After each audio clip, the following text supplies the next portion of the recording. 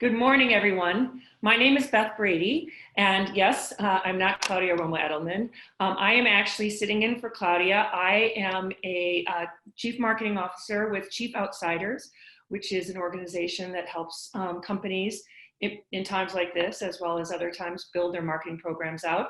I am also the chairman of the We Are Human Advisory Board and a strategic advisor to that team. So I'm filling in for Claudia. Many of you know, and some of you may not, but her mother has been diagnosed with COVID-19. And so Claudia is taking care of her mother, which of course is the right thing to do. These are very important half hours that we have every day. We want to keep them going. There's been a lot of value out of these discussions that we have and conversations. So I will be filling in for her in this time when she's taking care of her mom.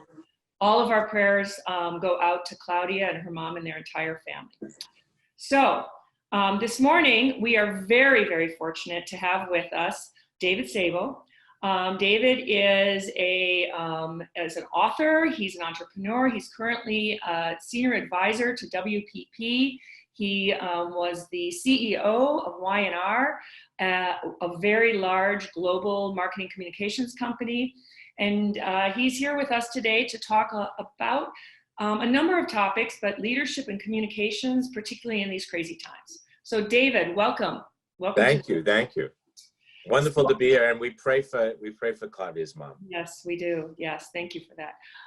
All right, so the very first question I'm going to ask you is, you have a background in certainly communications, but you're also an entrepreneur and creativity and all of that comes.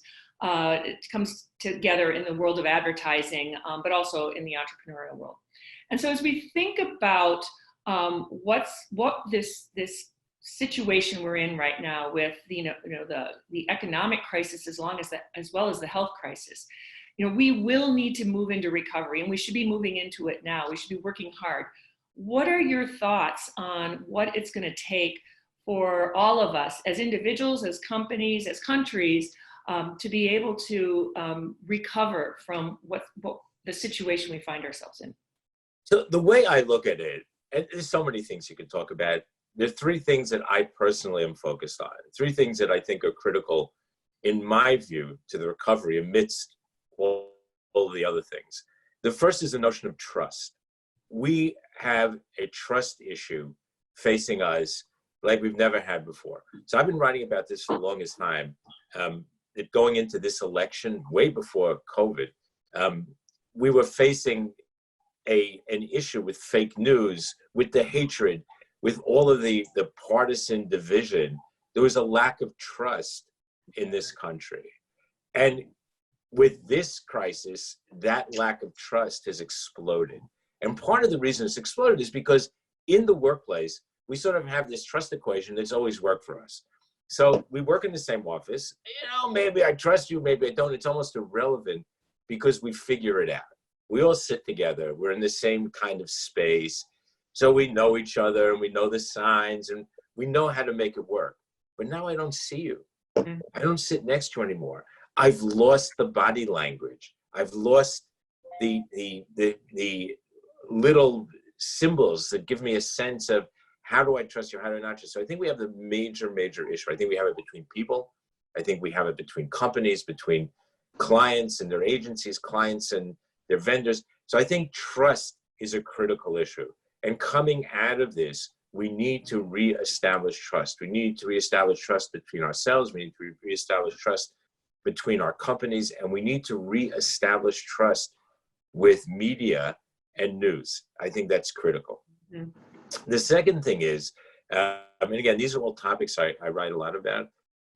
I have long been a foe of the word disruption. And I always ask, so what does disruption really mean, right? Disruption, so we say disruption is big innovation, is disruption. I've disrupted. And so my question always is, okay, Uber disrupted, but it didn't disrupt us, didn't disrupt the people who use it. In fact, what it did disrupt was the drivers who now don't get paid, and you can see how that disruption is working now, didn't get paid enough, who have no social net under them, have no way to take care of themselves and their families in a crisis like this, because we have allowed a disruption, if you will, to occur that has created huge valuations that are based on things that we never would have allowed anyone else to do. And so I look at it and I say, okay, what's happened over the past couple of months is we've moved from innovation back into ingenuity. Mm-hmm. Now, what's the difference? The way I look at it, innovation is when we talk about big tech and we talk about big data, we talk about all those things, and we say we create innovation. Most innovation that we create, by the way, is in and around the infrastructure of Facebook and Twitter, and the next innovation is just a way to make more money out of it. Ingenuity is how we solve problems. And interesting enough, ingenuity was always something that was a pure American owned DNA brand notion, right? We were the country of ingenuity. We knew how to get things done. We knew how to get things done with few resources. Now, interesting enough, it's developing countries that are actually doing much more around ingenuity.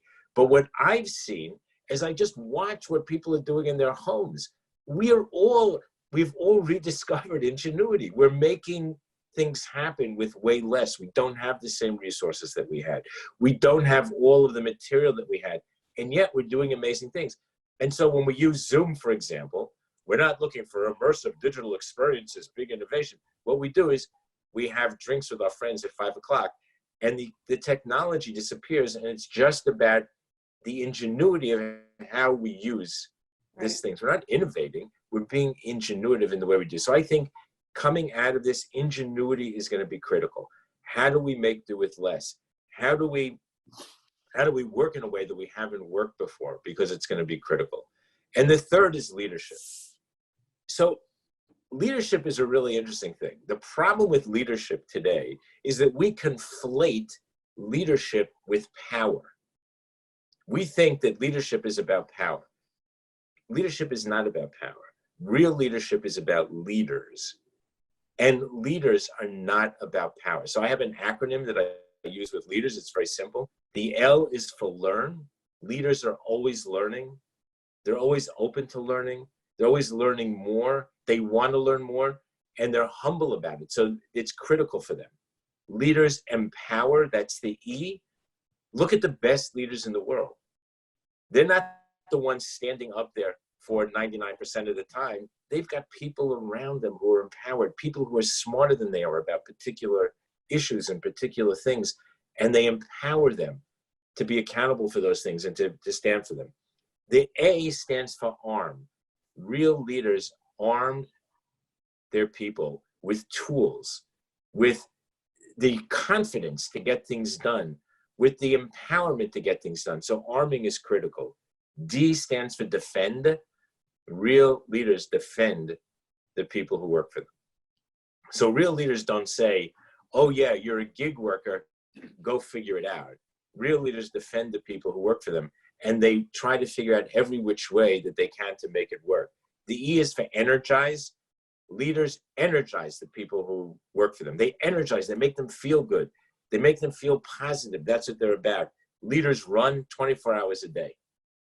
They're always on call. They never ask the people who work for them to do what they wouldn't do, and they're there with them. And finally, the S, leaders share. Leaders share. They share the good, they share the bad. They share the win, they share the loss. And that is the difference. So I think when you look at trust, ingenuity, and leaders, those are the three things that to me are the most critical. That's excellent. I love your ingenuity, your comments on ingenuity, and I'm just struck by the fact that how creative people have gotten in making at-home face masks out of like the craziest materials, stuff they just have around, you know, and they're perfectly functioning face masks, and you know, they're actually pretty fashionable, some of them. So like mine, see? Yeah, there you go. There's your face mask. No, and that's the thing, right? So in other words, they're not, and I don't want to beat up on particular companies, but they're not some company that makes whatever and then decides, oh yeah, we're going to get into face makers, and they make face masks that aren't medical, which is fine because we need cloth face masks too, but they've got their logos all over. That's not ingenuity, right? No. Ingenuity is when you take a sock and figure out how to do it. I don't know if you've seen people with underwear. It's awesome. People have figured out how to take underwear and make the most incredibly interesting. So I think, yeah, absolutely. That's what ingenuity is all about. That is what's going to save us. Yeah, I think that's great. So a little bit of a follow-up question. So these are the things that you think, and I agree with you. I think leadership and ingenuity and trust, they're all incredibly important in getting us back to something. And there are others that talk about the new normal. But I know you don't prescribe to this concept of the new normal. Could you talk a little bit about what you think? Well, first of all, why is the new normal not what we should be talking about? And what is it that we are going towards? So just using the word normal gets me angry, because normal just suggests, that normal to me is stultifying. It's just, we're frozen. We're frozen in time. We're frozen in something. It's normal. There is no new normal. And that's what bothers me, right? We talk about, we want to get back to some place and we want that to be, no, wrong. And what I think is really interesting is that if we go back, if what we're thinking about is the new normal, we're going to end up being in the same place again. We're going to end up being frozen in time. So I think that we're in a dynamic place, and we need to think about the dynamism of coming out of this, not into a new normal, but into a completely new space. And think about, what does that mean? How do we constantly change? So we talk about this, right? So we talk about this when we talk about digital transformation, and we talk about being more agile. These are all the buzzwords, but we don't really believe it, because we still want normal. There is no normal. There is no new normal. Mm-hmm. And one of the things that I found so interesting, so, what I call the plague of 2020 falls out right in the middle of Passover, Easter, and soon Ramadan. And so when you think about these three big religious holidays that are very defining for the three religions, every one of them defied the notion of normal. Right. And didn't come to a new normal. Each one of them created something new and dynamic that's been changing for thousands of years. And so I just found it to be almost biblical, or Quranish in nature, if you will, either way, of that here we are in the middle of this plague. We're thinking about the new normal, and the three major religions are celebrating three of their major holidays. And each of those holidays is about exactly that. It destroyed what was normal and created something new, dynamic, and ever-changing. And to me, that's a big lesson. So I don't ever want to go back to the normal. What do you think some of the interesting things that are going to come out of this? Obviously, I think we all know that social distancing and hand washing are going to probably be more prevalent. But what other things might come out of this that aren't normal because they were never before, and they're just part of our new future? They're like, this is how we operate. Better hand lotion for sure, but let's put that aside for a second. I think there's going to be a lot of things. So first of all, think about restaurants. Like, how many people are going to go back to their favorite restaurant where they sat shoulder to shoulder with people that they didn't know? And you'd kind of look at their plate and wonder what they were eating. And, the more popular the restaurant, the more crowded it was, and you waited online outside. That's not happening. Yeah. So how are we going to deal with that? How are restaurants, so if restaurants have to take out 30 or more % of their seats, does that mean they're going to raise their prices? Probably. But stocks, the economics of all of this are going to be incredible. So when you look at restaurants, think about sporting events. Yeah. So, my sons-in-law and my grandkids are major sports fiends, and thinking about like having those sports, it drives these guys crazy. So basketball, baseball, football soon. Like, what are you going to do? So will you play in an empty stadium and just watch the broadcast? Probably people will. I mean, so is that going to be the new normal? We're just going to go away with stadiums completely? Think about things like the Philharmonic. So philharmonics all over the world, which tend to cater to more upscale audience in general, because tickets are a bit more expensive, typically, except way up on top. So if they go to social distancing, think about it. It's not just the person next to you, it's the person behind you. So you sort of have this box. You have 20% of your seats maybe to sell. So to make money, you're going to have to sell them for a huge amount of money. Now, that there are people who are going to buy those seats. Right. Right? There will, for sure. But what are you going to do? So now you're going to be so effete and so exclusive that nobody's going to be able to go. Nobody's going to watch. Offices, WeWorks is dead. WeWorks, forget about the pyramid scheme. WeWorks is dead, right? WeWorks could not get off the ground today. But yet WeWork's pushed all of our office space smaller. But nobody's going to go back to sitting in 4 feet of space. Right. So now we're going to have to go up. But meanwhile, everybody has limited the amount of space that they bought. Every company that I know who's moved in the past 3 years has taken less space than they might have 10 years ago, because they figure that they can push people in more compact space. Well, guess what? They can't do that anymore. They got to move out. So now that they're moving out, what does that mean? That means maybe you have to work on a basis with somebody else. If you come in Monday and Tuesday, they come in Wednesday and Thursday, and Fridays you alternate. I don't know. So all of these things are going to happen. There's not one aspect of our lives that isn't going to be affected by something new. And it's going to be dynamic because it's going to be ever changing. Because we're going to find out that, okay, you know, there's a vaccine, so it's okay. Now I can go back to the stadium. But even in that environment, you're still going to worry about the next pandemic for sure. Mm-hmm. So do you want somebody to hand you a hot dog? I don't know. I think we are going to be in such a dynamic situation for the next, maybe forever. I don't know, which is okay. But we just need to understand it's dynamic. Don't get locked into this. Don't get nuts. And oh my God, it's not. It's dynamic. And we're going to have to figure this out. Take our ingenuity and apply it in the most incredibly interesting ways. Yeah, I think that's exactly right. I mean, you know that there's somebody out there thinking about a way to quick clean an airline, you know, an aircraft between flights, because that's going to happen. Like, yeah, it's going to have to be sanitized in a different way than maybe in the past. So, you know, we look for that ingenuity. And I think I read somewhere, but I think that coming out of crisis is often when the most amazing ideas emerge. That's when real ingenuity comes out, when real big ideas form, because it comes out of a need that was never there before. So it's probably true. By the way, I've been recommending the past couple of weeks to everybody to read The Splendid and the Vile by Eric Larson. It's about World War II. It's about Winston Churchill. And it's fascinating to read. The parallels are unbelievable. They're unbelievable. Just the ingenuity of the English, and as they faced the Blitz, his leadership qualities, all the things that I talked about, his learning, his empowerment, his encouragement. I mean, these are all his energized. These are all amazing things. But I urge everybody to do it. But their ingenuity and the things that they came up with to make it work were absolutely incredible. And I think we need to, you know, I think there's a lot to learn from that as well. So great. I wrote that down. We are getting a little close to time here, so I wanted to ask you one other question, which I think is really an interesting one right now. So you come from a long history of communications, right? Of advertising and campaigns and events and all sorts of things, marketing, communications.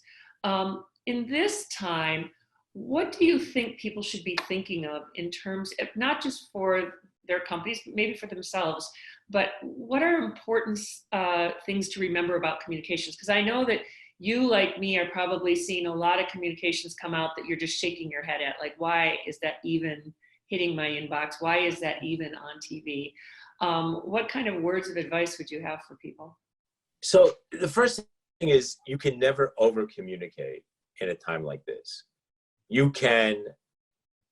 Now, having said that, you certainly can. Like, if you keep sending me every 5 minutes your sale, yeah, which I'm getting a ton of, like, oh yeah, that's terrible. But, and you can also over communicate. Like, if I see one more, we're in this together, I swear I'm gonna just like scream.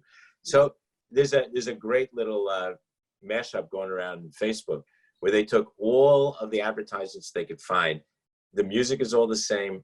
The message is all the same. The images are all, it's unbelievable, from a variety of companies, from high tech to food to whatever. And I think part of the problem is people are they're trying their best. But I think what you have to do is think about your brand.